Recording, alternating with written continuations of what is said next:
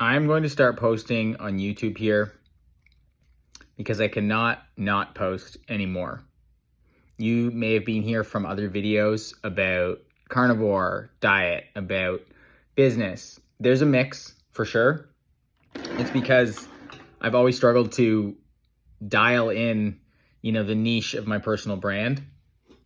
But as Dan Coe says, you are the niche. So with that being said, this video is a little catch up, what I've been up to, and a little chat about what this channel will be going forward. So if you followed from the diet stuff, I started posting on here about business and diet like actually 4 years ago. What really motivated me and interested me at the time, and still does, was mental health, business, brand building, and essentially just self-improvement stuff. And it's pretty wild to realize that it's been, I think, 4 or 5 years now since my first video I uploaded on here was a drop shipping video. It was for a drop shipping ad for selling pet hair removers. So if you sort by the oldest video, you can actually see that was before I even, I was literally afraid to put my face on the internet. And it was my first Shopify store, and I was selling these pet hair removers. I was making a store, I was making a brand, I was learning Facebook ads, and I was just getting into this business stuff. At the time, I was doing a teaching degree, but the whole time I was just learning Facebook ads. I was studying brand building. I was watching the gurus on YouTube and all that stuff. And it was even though that brand went nowhere, I think I made 5 sales, which was pretty cool. It was the start of much bigger things that have played out more recently in my life, with business, but also just with growing as a person, with learning new skills, breaking so many limiting beliefs. I remember during that time trying to post a self-help YouTube video, and I could not even speak on the video. I was so quiet, so the idea of even communicating an idea out to the world was so intimidating. And it's funny to look back on that. But all that to say, that was the start of some YouTube stuff. And I think a lot of people have these YouTube journeys where they have always wanted to post more content. They don't know how to post it. I mean, it's just so relatable. So we all have that. So one of the things that this will be is, someone else, started posting. What are they doing? What are they talking about? And maybe it'll inspire you to post more videos as well. And I started seeing these, I'm going to be all over the place here, but I started seeing these YouTube videos about people posting these great thumbnails, but they all started doing them. YouTube changed my life after 6 months. And it's kind of funny. It's kind of cliche, but it's a great headline. It's a great attention grabber. And I love that stuff. As a marketer, I run tons of ads for my e-commerce brand. And I love psychology around, what makes us click, what makes us take the action, and all that stuff. It's just so fascinating. And I just love YouTube. I love YouTube. It's probably the top platform I consume on. And I don't know if this is true or not, but I've heard people say, what do you like to consume on? That's where you should create. Maybe that's not true at all. But I consume a lot on Twitter and on YouTube here. And I love YouTube. Whatever, Google's got its problems, but I love the idea of creating videos, having your own channel, and all that stuff that goes with it. So what else in this first video? Basically, it has been a long and winding journey. I think one thing that maybe even deterred me from posting more content was I felt like my journey was not, as smooth as some other people's, where they struggled a little bit and then their business took off, or they had this problem and then they kind of solved it. And now I have all this proof, and I do have proof now. I've built a legitimate business that is still growing and is my main focus right now. A real brand, made a ton of strides with just my personal mental health and mindset and feeling comfortable in my own skin, which was honestly so far off, a few years ago, and especially in my early 20s, such a distant possibility to be working on projects that I wanted to work on, to feel comfortable in my own skin, to have more confidence and all these things. And I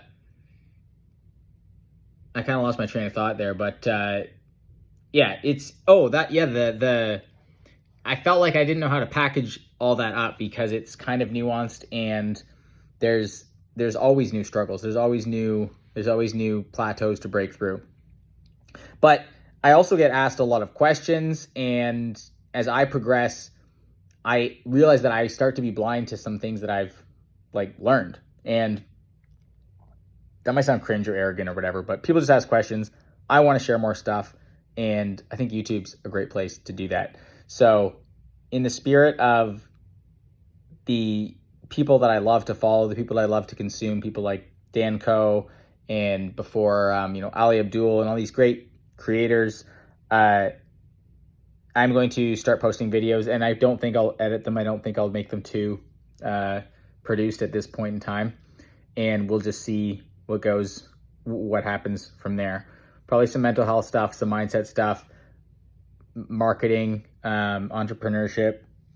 I think another thing that really got me excited about just YouTube is that these videos, they stay up there and it's a slow burn, but I used to be super frustrated by that. It was like, I'd be mad, 27 views on a video, and that would frustrate me. And it's still nice to get views and to get attention, but at the same time, that's 27 people who are tuning in and listening to your ideas and listening to your thoughts. And that is, you shouldn't disrespect that. You shouldn't not appreciate that. So it's only human nature to want more views and everything. But I have also changed my mindset a little bit towards the longer term, where you never know where these videos will end up, who will watch them, who they might help, and who they might connect you with. So that is very exciting. And as opposed to the other platforms where you just post and then they're gone, YouTube stays. So this is a mixed bag for sure, but the sharing more ideas, getting on camera, resurrecting the YouTube channel to at some level, and drawing back in some of the sort of topics and things that I've touched on here and there.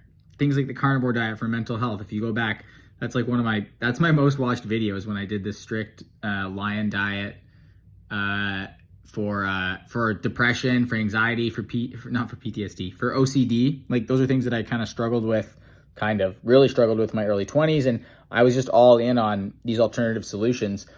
And I know so many people struggle with those things, and it's kind of like, what, did you just stop? Are you better now? What happened with all that? And so I don't know how many of those people who came from that video, because that was half my subscribers 3 years ago now, which is pretty crazy. I don't know how many people stuck around from that video, or then I got into the business stuff, because the evolution that I went through was just trying to survive and feel better with my mental health. That became my obsession, which is how I operate. I just get obsessed with something, and then that's all I do. I just focus on the one thing, even to the detriment of other things. And so that's a longer story, but I could talk about some of the things that I learned doing a strict carnivore diet, the benefits I did experience. And then I have talked about a little bit why I didn't stick with that. I found a bit of a balance. I found other tools as well to maintain a good mental headspace. But then these things are cyclical. So right now, I'm back on a keto diet, mostly carnivore, to have better mental health, because I was starting to just freak out a little bit with different stresses, with having a business, having more responsibility, and then I was experimenting with other things. I've been trying to get really in shape, and I was experimenting more with a lower calorie, bodybuilding style diet, higher protein, lower fat, and doing that for a while. And I started to have panic attacks again, which is crazy, because I thought I kind of had that dialed in. That's a whole other topic. I talked about that years ago, getting out of crippling anxiety, crippling panic attacks, which is it's a friggin' scary thing. And it's just the worst. My heart goes out to anyone who deals with that, because it can cripple you. But it's also so you can heal from that. And these are just things that people need to know. I think you almost have an obligation to let people know if you've solved a problem. And those problems can be solved. So all that to say, now it's like I'm back into the keto diet for a bit, and I'm re-inspired to I know how good it made me feel before. So these things continue on, you know, the business, growing the business from 5 years ago with those first Facebook ads selling the pet hair remover while I was in college, not paying attention, to now we have a team of like 8 people, and we're building this amazing brand. And copywriting. I was broke 2 years ago, and I got on Twitter. I learned about freelancing and shared it to all the people who shared their stories to inspire me there to start pitching people on email marketing and copywriting and hitting 10K a month, like things that absolutely blew my mind and changed my life, like drastically changed my life. Some of this is just to tell some of those stories, and maybe that's helpful if you can see how it all plays together. And then there's obviously the selfish aspect. I want a personal brand.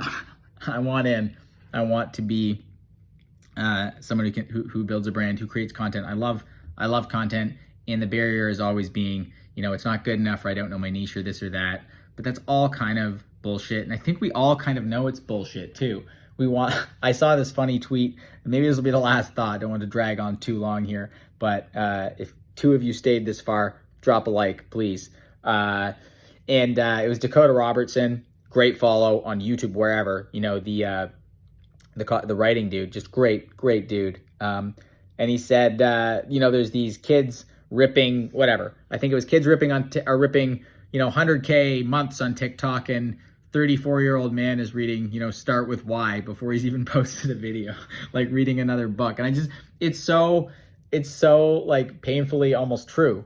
And I've been that person. I've been that loser. I sometimes still am. The loser who's reading the book about YouTube, or watching the YouTube video about the YouTube video about how to make YouTube videos. It's ridiculous. But I know a lot of people relate to that. I know a lot of people are stuck in that. And so I'll just be the person who's like, yeah, I'm the loser. I'll put my hand up. But I'm also not going to be the loser who doesn't start to post the videos and just talk about this stuff. So I think I'll wrap it there. I'm fired up. I got some caffeine in me. I got a Celsius here, so I'm not a Puritan. I do like these. Side note, if I keep caffeine below like 400 milligrams a day, I can remain sane. Too much and definitely ramps up the anxiety. That's probably another video as well. But I think that's it. I'm going to do some writing. I'm also trying to write on LinkedIn every day for 100 days, make some ads for the brand. Creative time is just my favorite time. And it's Saturday. I'm in my office here. We've got a space now, which is so cool. And it's quiet. It gets the music on. Creative time. I just love it. It's my favorite thing. And so that is what I got on next. Yeah, if you came this far, drop a comment or something, or a like, or don't. But that is all. We're back for now, and hope you guys enjoyed this. I'll see you later. Peace.